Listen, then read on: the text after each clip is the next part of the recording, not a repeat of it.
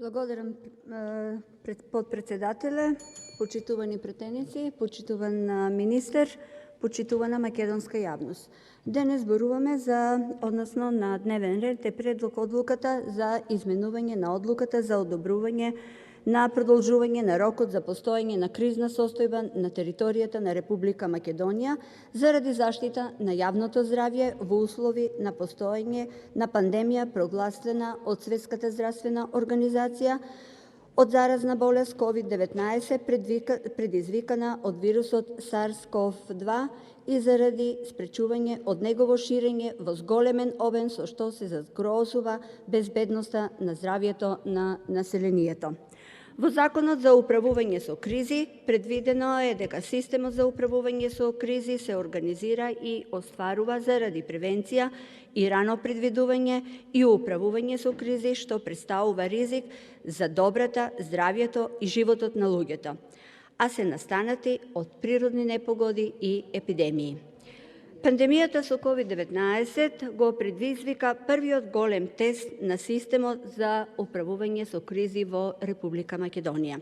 Во однос на здравствениот систем во земјата постоеше видлив тренд на недоволно финансирање и преоптовареност.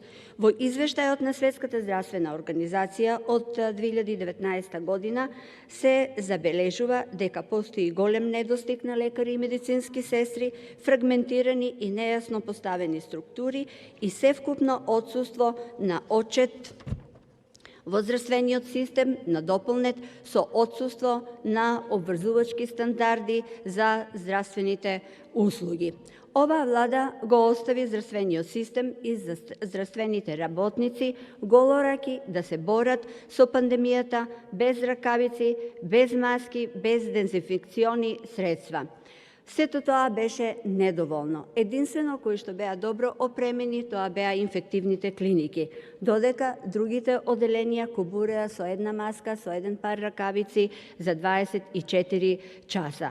Само ентузијазмот, вербата во она за што се определени да работат, заложбата да помагаат, да се грижат за здравјето на луѓето, е тоа што ги држеше во целиот тој изминат период здравствените работници.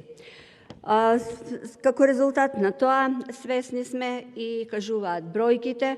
Не сакам да зборувам за бројки, бидејќи тие се страшни и секогаш предизвикуваат непријатни чувства кај мене како здравствен работник.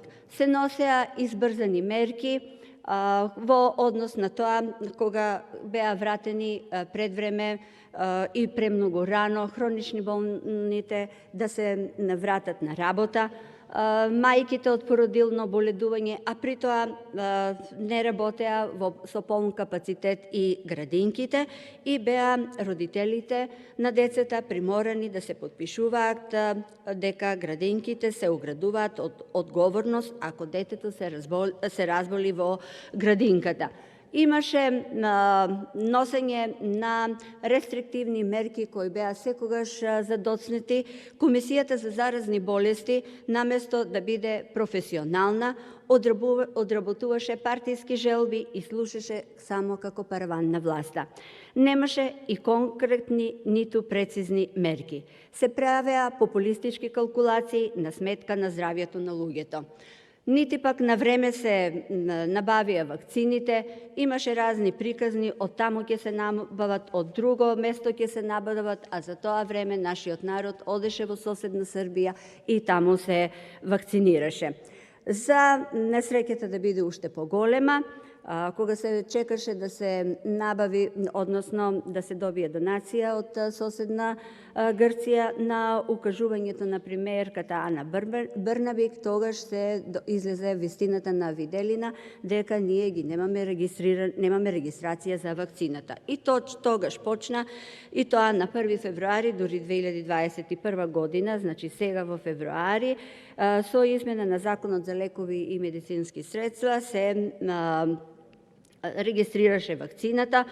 Планот за вакцинација е објавен на 5 февруари, а тврдевме дека имаме еден од подобрите планови во регионот.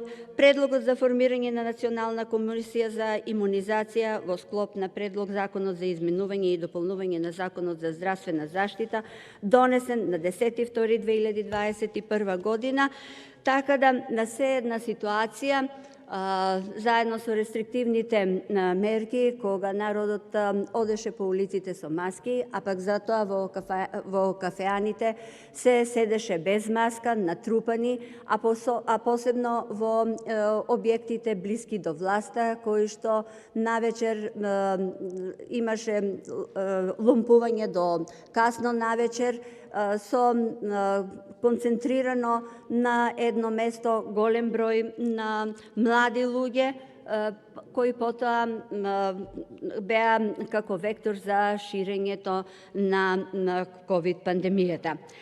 Оваа влада, освен од донации на маски, донации на ракавици, донации на респиратори, вакцини, ретко кога нешто набавуваше сама, и во однос на тоа колку набавивме средства, во однос на тоа дека не потрошивме доволно средства за справување со ковид кризата, не добивме ни помошта од Европа, а додека соседните земји Србија, Црна Гора, Албанија добија помош заради тоа што доволно вложиле во борбата со ковид пандемијата.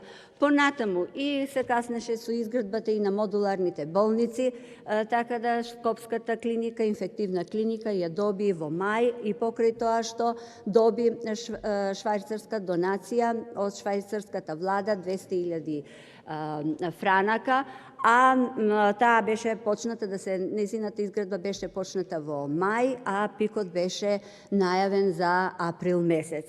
Тоа што ни се случи со модуларната болница во Тетово е приказна за себе, нешто на кое што со ужас ќе се навраќаме и со ужас ќе се сеќаваме. Кривица нема, крив е кабелот, како и за се што се случува во нашата земја. Меѓутоа, знаеме да се повикуваме на ковид кризата, дека таа е крива за се што ни се случува во државата и да биде параван за неспособноста на оваа влада.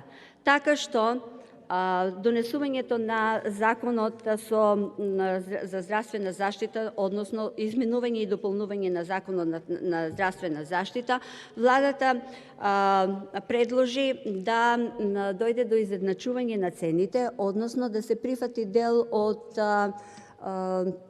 болничкото лекување во приватните здравствени установи. Сведоци бевме дека голем одлив на средства од нашите граѓани заложуваа куќи, заложуваа станови, коли, за да можат да си го спасат животот.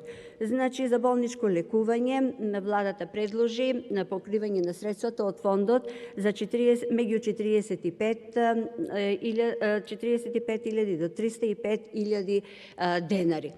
Во овој дел за покривање на средствата за лекување беше недоволен, затоа што и самите критериуми како и кои болни ќе одат во приватните здравствени установи не беа јасни и прецизни, затоа што се велеше дека при недостиг на болнички кревети. А знаеме дека и недостига и медицински персонал, на што укажуваше и самата Светска здравствена организација, затоа што креветите не лечат докторите.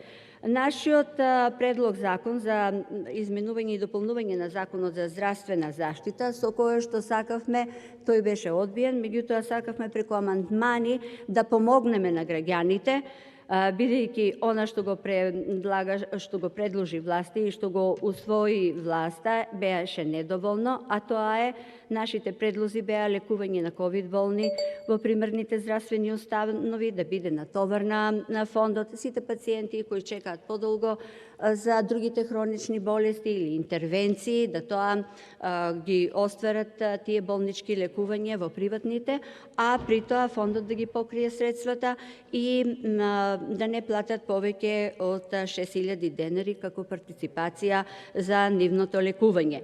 Рефундирање на дел од средствата во јавните здравствени установи, во приватните здравствени установи, и тоа според методологија која ќе определи фондот за здравство. Бесплатни ПЦР тестови од тука, бидејќи сите мерки беа недоволни. Довршите се мислата. Само момент.